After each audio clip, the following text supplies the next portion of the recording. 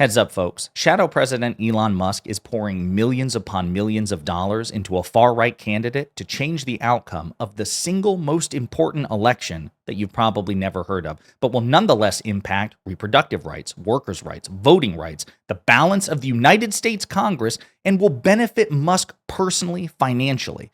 We have to stop him. But before we unpack all that, if you end up liking this video and you want to support the channel, please be sure to hit the like, subscribe, and alert bells before you go. All right, friends, we got several clips to talk about in this video, and they say a picture's worth 1,000 words, and I think a moving picture is worth like 1,000,000. So I want to play this video here. It's about 30 seconds long, and I'll see you on the other side. Firing air traffic controllers, cutting rape crisis centers, attacking Social Security. Elon Musk is out of control.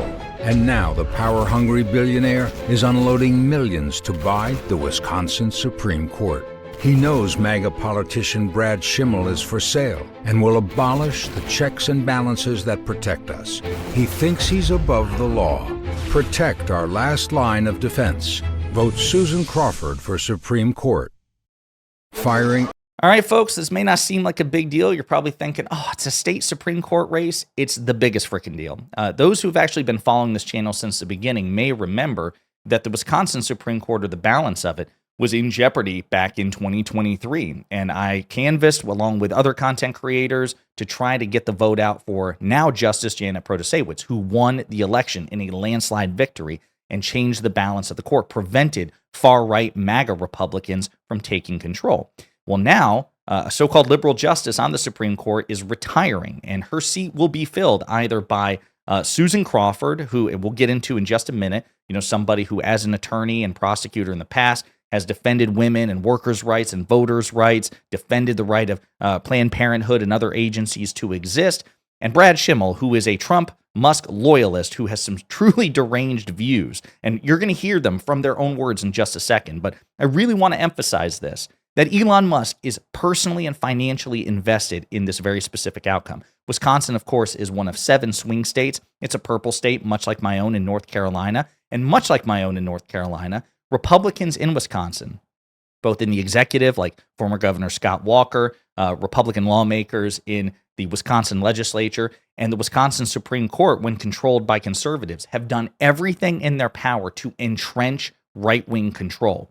Even though for every registered Democrat, you'll find a registered Republican, the state is 50-50. It swung for liberals and conservatives in the past at the presidential level. It is truly a purple state. But what do Republicans do when they get in power? They gerrymander the hell out of it and try to institutionally entrench an outsized advantage. Now, they haven't been able to do that for the past couple of years. And actually, as a matter of fact, the liberal majority on the Supreme Court has been able to undo some of that damage. But if Brad Schimel wins this election, if Elon Musk's preferred candidate wins this election, then they will not only be able to undo the democratization of Wisconsin that has been underway in the past 2 years, making it more balanced as befits a purple state, but they'll even be able to go further. Elon Musk on Twitter said, "Very important to vote Republican for the Wisconsin Supreme Court to prevent voting fraud." Now, it's important to remember that even though judges have no doubt political ideology, they're not supposed to have, at least in Wisconsin, a specific partisan agenda, right? Wisconsin Supreme Court races are technically nonpartisan. It doesn't say Republican or Democrat next to them. But here Elon Musk gives the game away. Not only is Brad Schimel conservative, he's Republican. He is a partisan in a way that simply Judge Crawford is not. So as Mother Jones reports, the Wisconsin Supreme Court election is a referendum on Elon Musk. Quote, "We will find out whether Musk's millions are more powerful than the fury that Musk provokes among voters." And that's really a good way to put it. Elon Musk has effectively bought the federal government by way of a $300 million investment into Donald Trump's candidacy, which was successful. He is the de facto co-president, arguable shadow president. We've discussed this repeatedly on my channel. And now he seeks to control Wisconsin because he recognizes that Wisconsin is a fulcrum on which elections turn, not just now, but in the future, right? It's a swing state, perhaps the most pivotal swing state besides Pennsylvania. He also has a personal stake in this as well. As Musk pours millions into Wisconsin Supreme Court race, Tesla files case that could reach the justices. Tesla is suing Wisconsin over a state decision that blocked it from opening dealerships. Billionaire Elon Musk is pouring millions of dollars into Wisconsin Supreme Court race as his electric vehicle company wages a legal fight that could reach the state's Supreme Court. A political action committee created by Musk has spent more than $2.5 million in digital advertising, printed brochures, and canvassing efforts in the race, according to a regulatory filing that included payments made between February 19th and February 26th. A conservative nonprofit that the Tesla CEO has contributed to in the past has also spent $1.6 million on TV ads, according to the Associated Press. Musk is backing Waukesha County Judge Brad Schimel, the conservative candidate in the race and former state attorney general, under the far-right former Republican Governor Scott Walker, who gerrymandered the hell out of Wisconsin. Again, tried to institutionalize the right-wing advantage that they happened to have politically at the time, even though, again, and I cannot emphasize this enough, Wisconsin's a purple state. They actually have two senators of split parties. You have Ron Johnson, the Republican, and then you have the recently elected Tammy Baldwin, or re-elected Tammy Baldwin from Wisconsin as well. She's the Democrat. Okay, that's how purple this state is. Musk money has helped tip the funding scales in conservatives' favor, but it comes as Tesla is suing the state over a decision that prevented the company from opening dealerships in Wisconsin. So he has a vested personal financial interest in this as well. So we're going to, again, play some clips of Brad Schimel from a recent debate that he had with Judge Crawford. So, again, you can hear some of this in real time because it's genuinely unhinged stuff. But the New York Times just did an expose on Judge Schimel just within the past 48 hours. Who's Elon Musk helping now? A judicial candidate who's a big Trump fan. Brad Schimel, a judge who is so supportive of the president that he dressed up as him for Halloween, is hoping to flip the Wisconsin Supreme Court for conservatives. In October 2016, the day after the release of the Access Hollywood recording in which Donald Trump bragged about sexually assaulting women, Wisconsin Republicans held a rally in the small town of Elkhorn.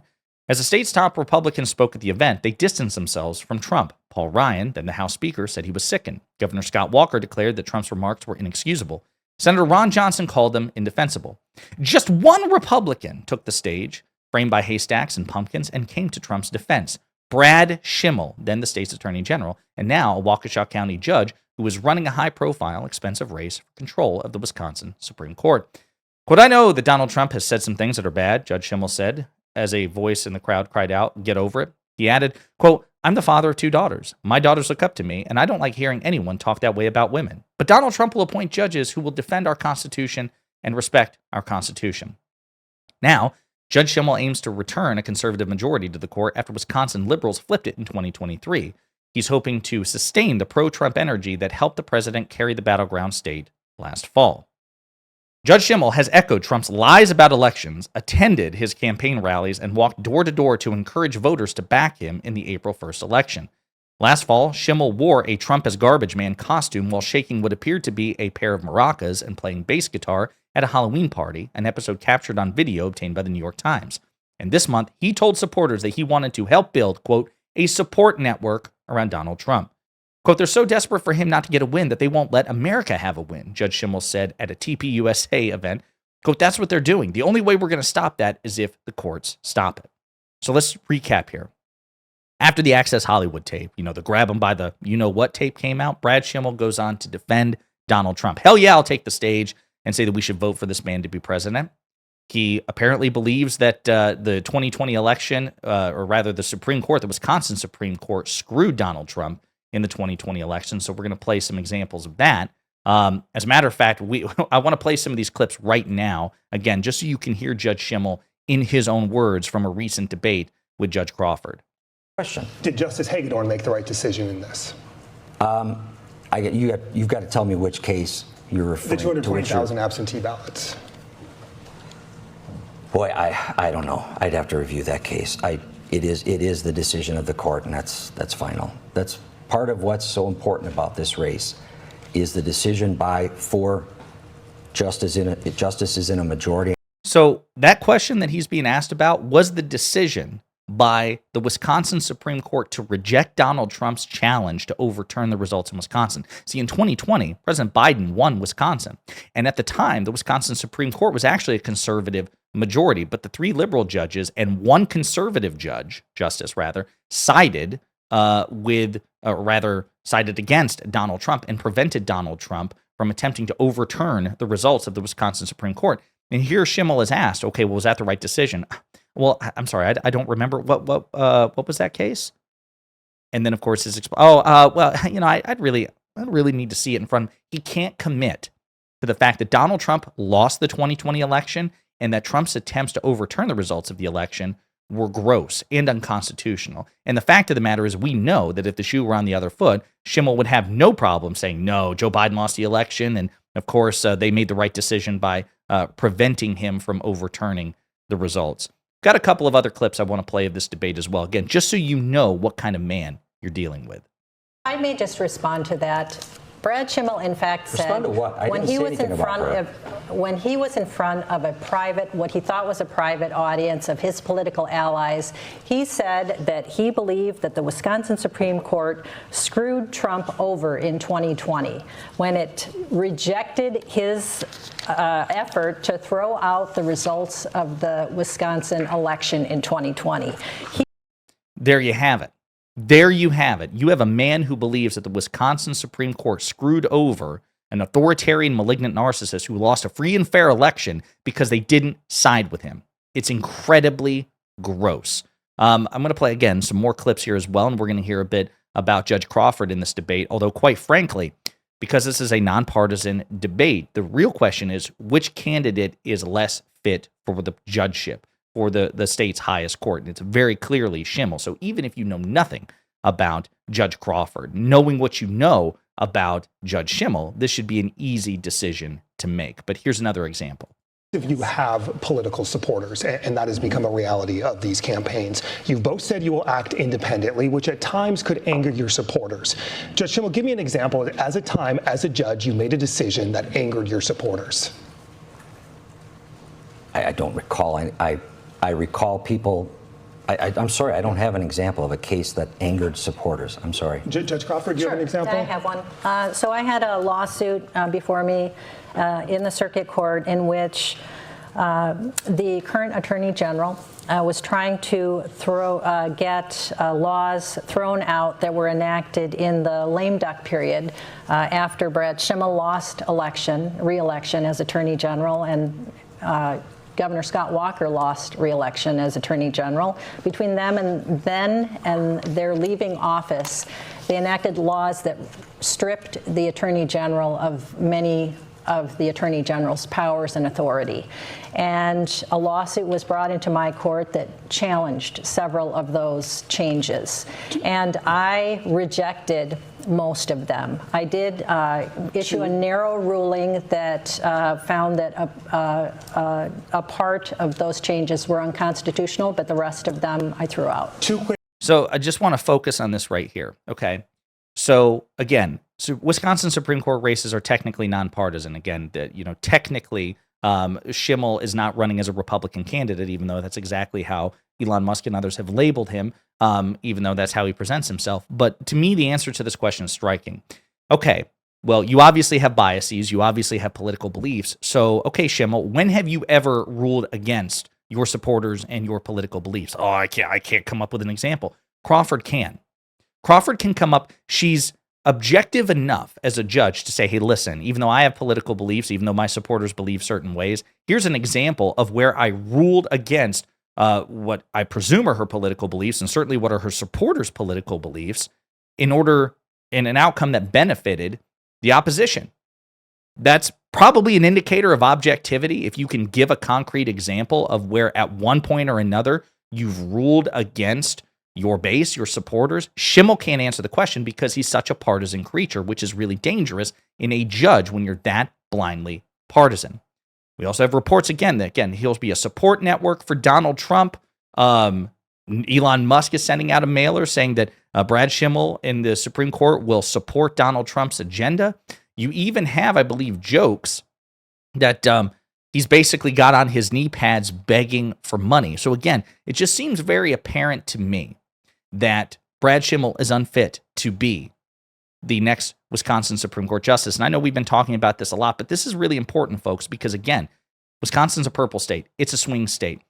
It can not only, the Constitution of the Wisconsin Supreme Court can not only, or the composition, I should say, impact internal state politics, right, which we're starting to see some progress on because there's a fairer majority currently on the court, which, by the way, it's not like they've gerrymandered it in favor of the liberals now or the Democrats. They've just ungerrymandered it for Republicans. I believe, because I covered this after the decision was made last year in 2024, the maps that were signed into law by Democratic Governor Evers still have a slight Republican advantage. Even though it's a 50-50 state, it's not like they said, well, you gerrymander the hell out of us, or we're going to gerrymander you all out of existence, and the liberal majority support it. That's not what happened. They are much more impartial and much more fair. Schimel would undo that and take it further. So here's the call to action, folks. Here's where it's important. This election is on April 1st, 2025. So just 2 weeks. Not April's Fool's Day joke. It is very, very real. So if you're in a position, please use the link below. I'll provide it in the description of this video and in a pinned comment. Please follow the link if you're in a position to and contribute to supporting Judge Crawford against Elon Musk and Brad Schimel, who are attempting to buy their way into a position to change the democracy, not only for Wisconsin, but ultimately the United States as a whole. Protect democracy, reject Elon Musk, and if you can, please click the link and contribute what you can. In the meantime, let me know what you think in the comments.